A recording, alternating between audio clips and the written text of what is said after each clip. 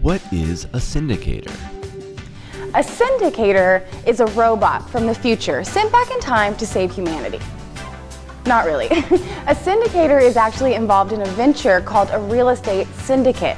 It is the pooling of money from numerous investors and organizing these funds into a real estate projects. Investing in a real estate syndicate is essentially investing in a commercial real estate venture. The syndicator of such a venture usually receives compensation for 1. Locating the property to be purchased, 2. Doing the due diligence for its acquisition and intended development, 3. Getting the purchase to close.